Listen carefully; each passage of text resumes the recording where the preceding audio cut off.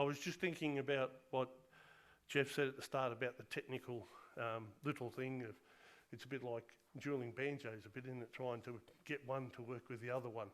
But the world has become a little bit of a smaller place, and I think we only have to look around us today compared to where we were 10 years ago to realise that we are using microphones and systems like that to get the word out so people hear you better. We sit here with a little red light going off in front of us down here in Snug because we're filming so that people that aren't even in this church are going to get to hear. Why they'd want to hear, I don't know, but they're going to get to hear what I have to say and what everyone else says. So it's getting smaller. The world is getting smaller and things are changing.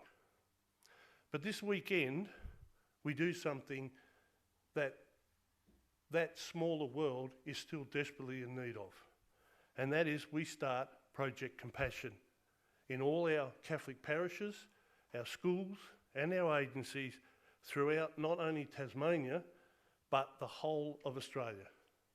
And Project Compassion is the major fundraising event for Caritas Australia. Now the word Caritas is a Latin noun which stands for charity, compassion and love. But the verb of caritas is carere, which means to be without, to be absent from or devoid of. So caritas is compassion and love to those who are without, absent from or devoid of. And it's all reasonably simple when you think about it in the terms of the words, but not so simple when you add in human beings. What do I mean by that? Well, let's go straight to the source and find what Jesus had to say by taking a look at our gospel today. For when you hear those words, an eye for an eye and a tooth for a tooth, any normal beings, and I hope that is all of us here, would undoubtedly cringe a little bit. And why not? It is indeed a most gruesome thought.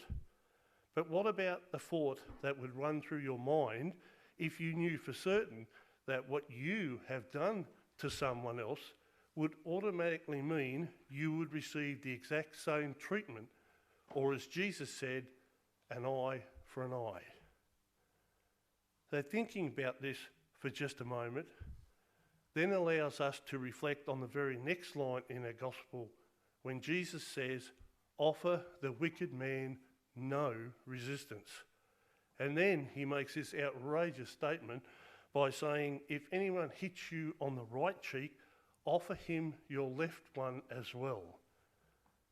So what do we make of all this? Isn't indeed life hard enough without having to offer the other cheek as well? But of course, Jesus was doing what he always does. He was being a straight talker. For the Jewish world that he was living in was full of laws and regulations, strict guidelines on how to not only act, but on how to live as well. The problem was that no matter what the higher echelon of society did back then, they always seemed to be protected by the law, while the lower part of society suffered hardship and poverty because of that law.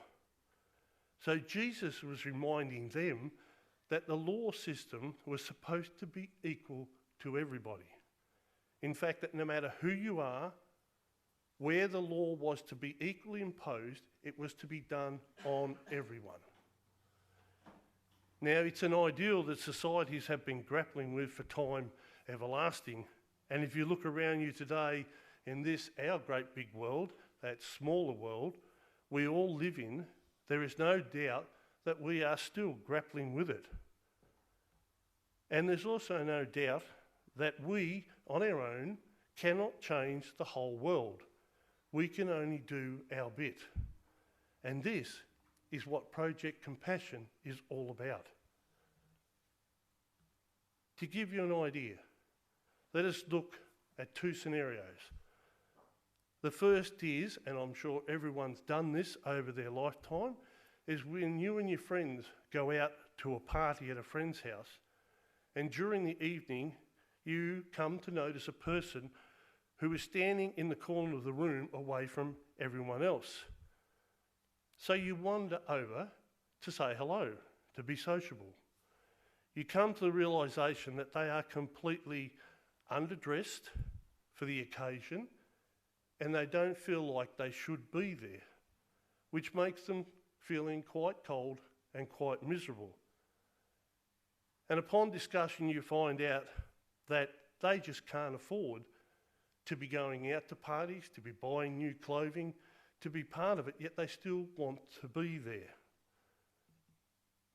Feeling compassion for them, you take off your really fancy jacket and nice woolen hat and you hand it over to them. The other person is, of course, quite thankful, but now you are cold and you're uncomfortable. And the truth is that this situation did not solve anything. Because Jesus is not really asking you to go naked just so someone else does not. What he is asking is that if you see someone in need, then do something about it.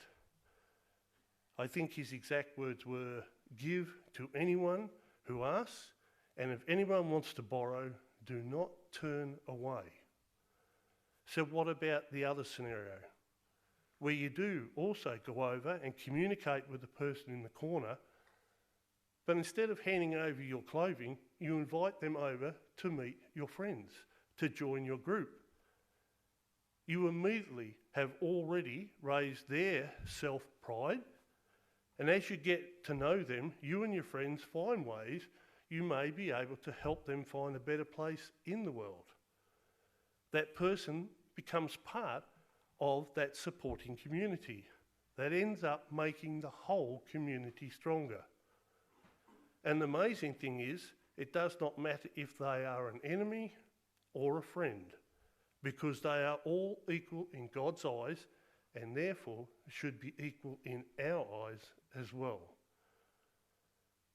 But as we can see, just giving anything to someone as a one-time gift ultimately solves nothing.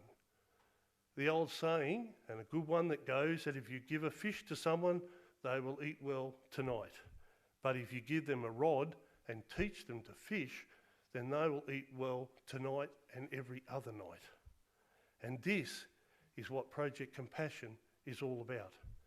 Giving a lending hand, enabling people to rise above their problems in life and support firstly themselves, then their families, and then their communities. Our Project Compassion is not about raising a whole heap of money for just one emergency. There are lots of places you can do that. You can donate to individual causes through all different ways. But Project Compassion, they raise funds each year during Lent, and those funds always go towards providing support to long-term Caritas development programs in Australia and Asia, Africa, the Pacific and the Middle East, basically around the world.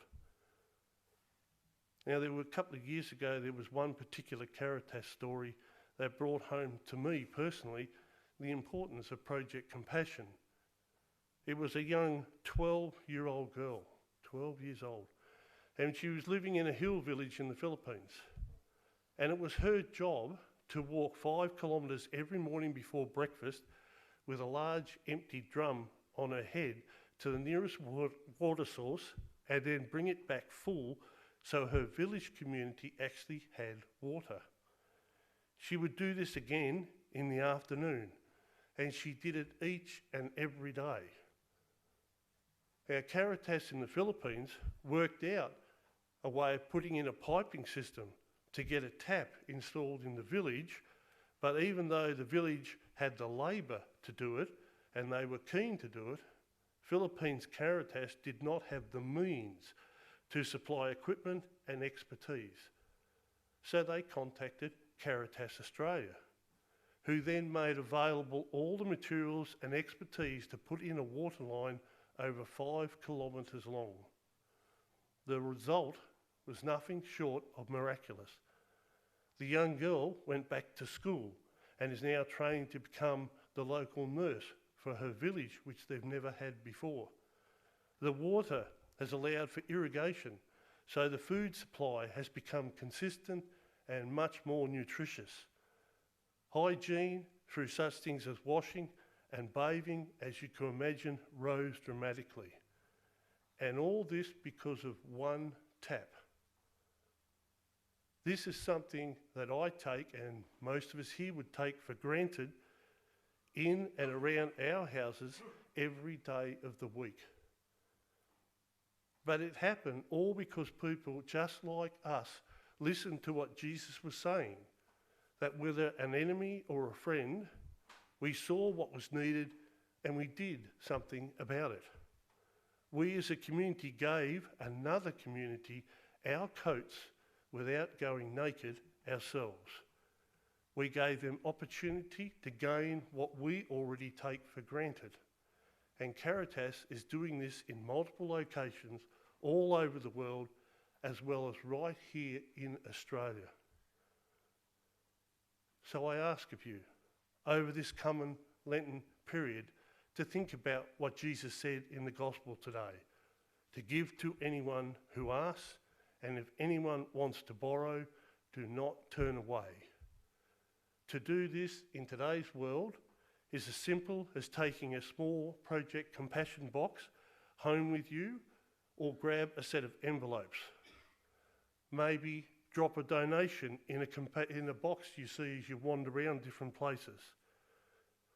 Or, if you're more technically minded, go on the line and make a donation. So, as I come to a close, I would like to take you all the way back to the last line in our first reading today, when the Lord said to Moses, "You must love your neighbour as yourself."